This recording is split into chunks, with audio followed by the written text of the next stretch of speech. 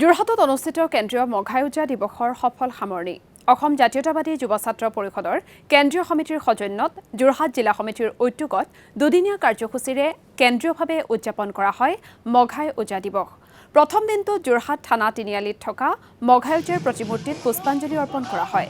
আজি অৰ্থাৎ দ্বিতীয় দিনৰ কাৰ্যসূচীৰ মুকলি সভাত আন্তঃৰাষ্ট্ৰীয় ছবি পৰিচালক জাহ্নু বৰুৱাক প্ৰদান কৰা হয় পঞ্চদশ বাৰ্ষিক কেন্দ্ৰীয় মঘায়ুজা বঁটা। যোৰহাট CKB মহাবিদ্যালয়ৰ প্ৰেক্ষাগৃহত অনুষ্ঠিত হয় বঁটা প্ৰদান অনুষ্ঠান। আজি যে মঘায়ুজা বঁটা মোলে প্ৰদান কৰিলে আৰু খুবই ভাল লাগিছে। আৰু এটা মঘায়ুজাৰ এজন প্ৰতীক অসমীয়া জাতিৰ আৰু তাত সন্মান দেখুওৱা হৈছে। বিশেষকৈ অসম যুৱ ছাত্ৰ পৰিষদৰ যিটো এইটো ভূমিকা এইটো খুব প্ৰশংসনীয় আৰু মই আশা ৰাখিছোঁ যে আগলৈও তেনেধৰণে এই বঁটা প্ৰদান কৰিব আৰু কৰিবলগীয়া বহুত কাম আছে এই ক্ষেত্ৰত আৰু আশা ৰাখিছোঁ যে তেনেধৰণে এনেকুৱা কৰ্তব্য কৰি যাব।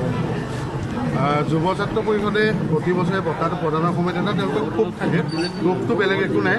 চৰকাৰেও বহুতখিনি কৰিব ইচ্ছা কৰিলে পাৰিলেহেঁতেন নকৰে। এই বিষয়টোত আপুনি কিবা আলোকপাত কৰিব নেকি? নহয়, এইটো ক্ষেত্ৰত যে চৰকাৰে যে কিবা দায়িত্ব আছে, ডেফিনেটলি চৰকাৰৰ দায়িত্ব থাকে।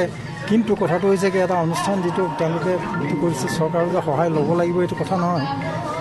সহায় নোলোৱাকৈও কৰিব পাৰি, কৰাটো উচিত তেনেধৰণে। প্ৰত্যেকটো কথাতে চৰকাৰৰ নিজৰ দায়িত্ব কিছুমান বেলেগ বেলেগ দায়িত্ব থাকে, গতিকে তেওঁলোকে সেইফালৰ পৰা কৰি থাকে। কিন্তু আমি যদি সমাজৰ ফালৰ পৰা যদি কৰিব খোজোঁ তেতিয়া আমি নিগাজিকৈ কৰাটো উচিত। গণশিল্পী কালি মঘায়ুজাৰ মৃত্যু আৰু জন্মবাৰ্ষিকী আছিল, কিন্তু তাৰ সমাধি ক্ষেত্ৰত প্ৰশাসনৰ ফালৰ পৰা এগছি বন্তি প্ৰজ্বলন কৰা নহ'ল। আজি তাৰিখত গণশিল্পীসকলক চৰকাৰে অৱহেলা কৰিছে নেকি? অৱহেলা বুলি মই নকওঁ, কিন্তু বহুত ক্ষেত্ৰত হয় কি মানে পাহৰি যোৱা যায়, যেতিয়া পঢ়ি থকা নাযায়তো।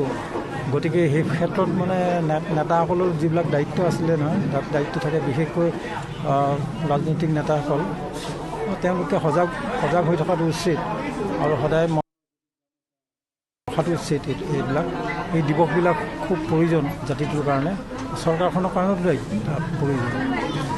কিন্তু হৈ নুঠে কেতিয়াবা কাৰণ এই বহুত ক্ষেত্ৰত অভ্যাসত নাথাকিলে এইবিলাক পাহৰি যোৱা যায়। নতুন বছৰত আপোনাৰ পৰা অসমবাসীয়ে কিবা কি আশা কৰিব পাৰে? এখন ছবি এখন কৰিবলৈ লৈছোঁ, কৰিম। এতিয়ালৈকে একো ক'ব পৰা হোৱা নাই। যেতিয়া নিজে নিজে মানুহে গম পাব আৰু কৰিম। সাধাৰণতে মই ঢোলপুতি নুশুনাওঁ আৰু কিবা যদি কৰিবলৈ লওঁ ঢোল নিপিটো, তো যথা সময়ত মানে অসমীয়া ৰাইজে মানে জানিবলৈ পাব আৰু। অসম জাতীয়তাবাদী যুৱ ছাত্ৰ পৰিষদে প্ৰতি বছৰে গণশিল্পী মঘায়ুজা দিৱস আমি আয়োজন কৰোঁ। এইবাৰ এই দিৱস যোৱাকালি আছিল, কিন্তু যোৱাকালি হোলী উৎসৱ আছিল কাৰণে আমি প্ৰতিমূৰ্তি আৰু সমাধি ক্ষেত্ৰত কিছু মাংগলিক কাৰ্যসূচী কৰি পেলাই আমি চমুৱাই থৈছিলোঁ আৰু আজি সেই অনুষ্ঠান আয়োজন কৰা হৈছে। আমি প্ৰতি বছৰে আপোনালোকে জানে এগৰাকী ঢুলীয়া শিল্পীক এই দিৱসৰ লগত সংগতি ৰাখি আমি বঁটা প্ৰদান কৰোঁ।